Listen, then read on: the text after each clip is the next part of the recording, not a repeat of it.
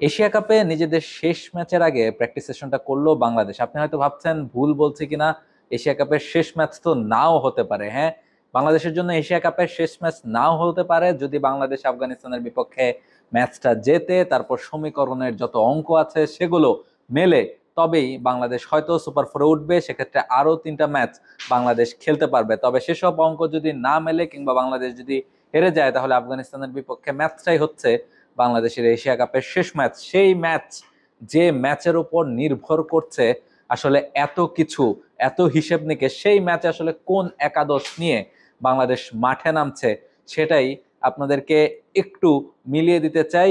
দেখা যাক যে আসলে কতখানি আমাদের একাদশটা মেলে। প্রথমেই যেটা বলতে হয় যে তাহিদ হৃদয়ের ইনক্লুশনটা নিয়ে পুরো এশিয়া কাপ জুড়েই আমরা আসলে কথা বলে আসছি। আবারও এই ম্যাচের আগে একই কথা বলতে হয় যে তাহিদ হৃদয় আসলেই তিনি কিন্তু ফর্মটাতে নেই। রুচি চানাচুর অরিজিনাল মিক্স, চানাচুরের আসল স্বাদ। এবং তার এই ফর্মহীনতা বাংলাদেশ দলকে পুরো টুর্নামেন্টে যে দুটো ম্যাচ বাংলাদেশ খেলেছে সেখানে ভুগিয়েছে। হংকং এর বিপক্ষে ম্যাচটা জিতলেও তার ব্যাটিং স্টাইল নিয়ে নানা রকম প্রশ্ন ছিল, এবং শ্রীলঙ্কার বিপক্ষে তো বাংলাদেশ ম্যাচই হেরেছে। ফলে সেই ইকুয়েশন বা সেই কনসার্ন কিন্তু এখনো রয়েছে। ফলে তাওহিদ হৃদয়কে বাদ দিয়ে সাইফ হাসানের এই ম্যাচে খেলাটা একরকম আপনি ধরেই নিতে পারেন। যে ধরনের প্র্যাকটিস আজকে সাইফ করেছেন, একেবারে প্র্যাকটিস সেশনের শুরুতেই নেটে সাইফ কিন্তু ব্যাটিং করেছেন along with 2 openers Tanzid Tamim and Parvez Hossain Emon. ফলে এই 3জন মিলে আসলে নেট সেশনটা শুরু করেছেন ব্যাটিংয়ে। তার মানে বোঝাই যাচ্ছে যে নতুন বলে কিভাবে প্র্যাকটিসটা করতে হয়, ব্যাটিংটা করতে হয়, কিংবা ব্যাটিং এ তার প্রায়োরিটির জায়গাটাতে কিন্তু সেট করা হয়েছে বলেই তাকে কিন্তু সবার আগে নেটে ব্যাটিং করতে পাঠানো হয়েছে।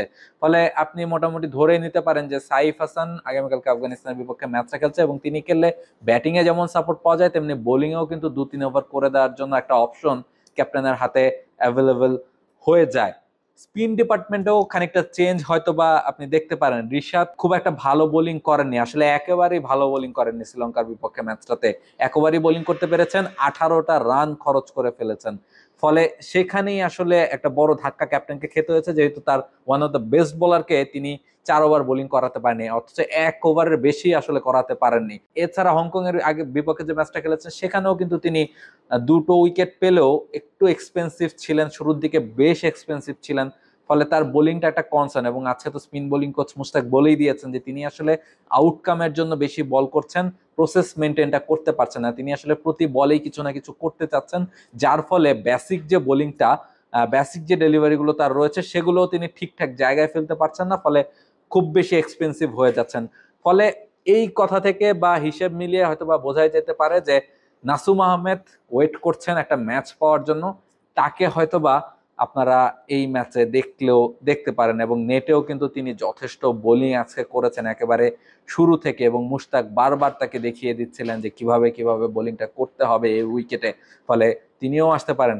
আরেকটা যেটা একরকম অবভিয়াস চেঞ্জই, তাসকিন আহমেদ হংকং এর বিপক্ষে ম্যাচটা খেলেছেন, শ্রীলঙ্কার বিপক্ষে ম্যাচটা খেলেননি, এবং ধরে নেওয়া যায় যে তিনি আগামীকালকে আফগানিস্তানের বিপক্ষে ম্যাচটা খেলছেন। সেক্ষেত্রে তার জায়গায় তিনি হয়তো বা শরীফুল আগের ম্যাচটা খেলেছেন, শরীফুলের জায়গায় তিনি ফিরতে পারেন। তানজিম সাকিব যে ধরনের ফর্মে আছেন, আমার মনে হয় না তানজিম সাকিবকে বাংলাদেশ দল রেস্ট দেওয়ার বা একাদশ থেকে বাদ দেওয়ার চিন্তাটা করবে।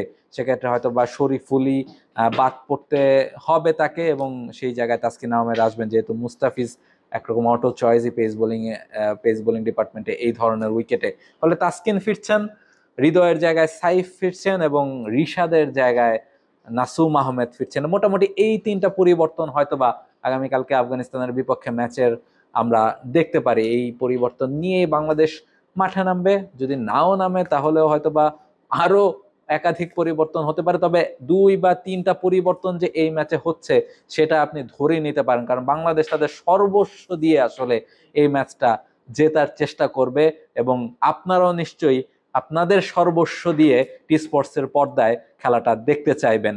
চোখ রাখুন টি স্পোর্টসের পর্দায়। আবুধাবি থেকে রাহুল রায়, T Sports. For more updates, subscribe to our YouTube channel and click on the bell icon. Follow us on Facebook and Instagram. Download T-Sports app to enjoy exciting games and highlights. Visit tsports.com.